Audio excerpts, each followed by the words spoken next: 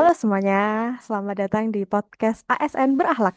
Nah, hari ini kita akan ngobrol santai nih, tapi penting banget, yaitu tentang bagaimana kita sebagai ASN bisa membangun budaya berakhlak dalam pekerjaan sehari-hari.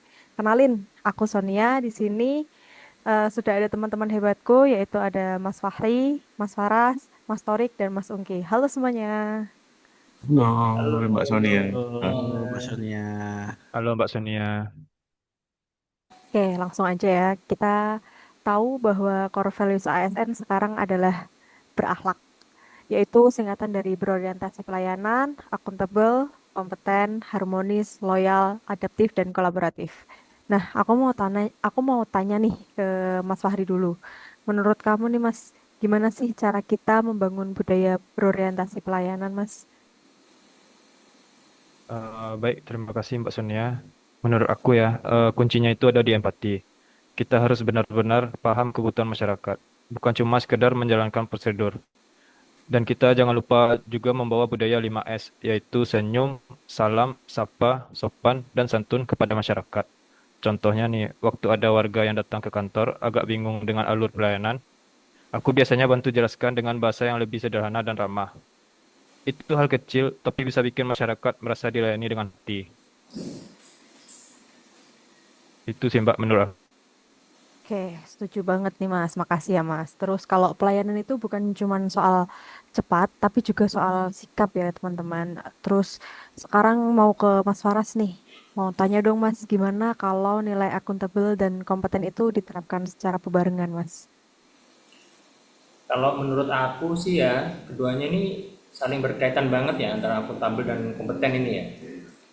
Kita sebagai ASN ini nggak cuma harus bisa kerja, tapi juga dituntut buat mempertanggungjawabkan hasil kerja kita dengan baik dan memuaskan. Contohnya nih, kayak kita ingin menyusun laporan kegiatan, itu dipastiin data yang dipakai itu valid dan bisa dipertanggungjawabkan. Lalu untuk kompeten itu eh, aku bisa terus belajar, ikut pelatihan, baca peraturan-peraturan terbaru, supaya nanti layanan kita tuh yang akan kita berikan tuh makin profesional gitu, Mbak. Oke, terima kasih Mas Faras. Nah, ini penting banget sih. Belajar itu bentuk tanggung jawab dari profesionalitas kita ya. Kemudian aku mau nanya ke Mas Torik. Kalau Mas Torik bisa nggak ngasih contoh penerapan nilai harmonis dan loyal nih Mas? Oke, menurutku harmonis itu tentang bagaimana kita menjaga hubungan kerja yang sehat, baik dengan rekan kerja maupun masyarakat. Misalnya kalau ada perbedaan pendapat di tim, aku coba pahami dulu sudut pandang rekan lain sebelum menyampaikan pendapatku.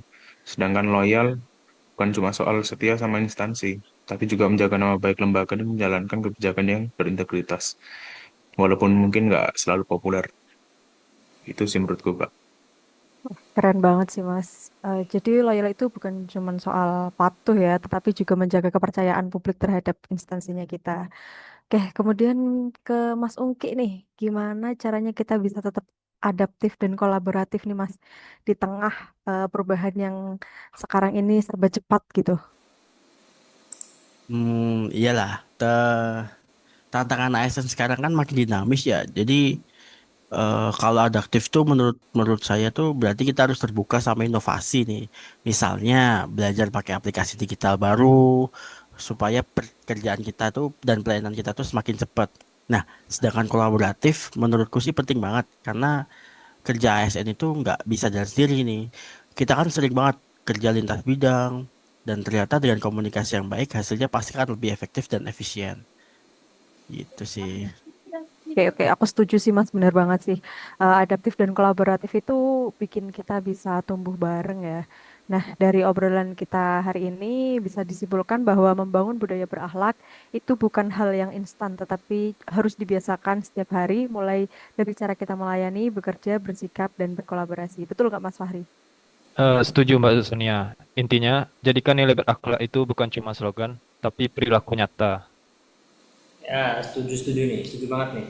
Nilai ini harus dimulai dari diri kita sendiri. Dan konsisten setiap hari.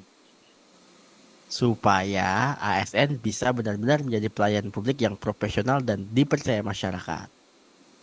Oke, terima kasih nih teman-teman. Semoga obrolan ini tuh bisa jadi inspirasi buat semua ASN di luar sana ya. Sampai jumpa di episode berikutnya teman-teman. Bye. Sampai Dadah. jumpa. Terima kasih Mbak Dadah. Sonia. Jumpa. Makasih.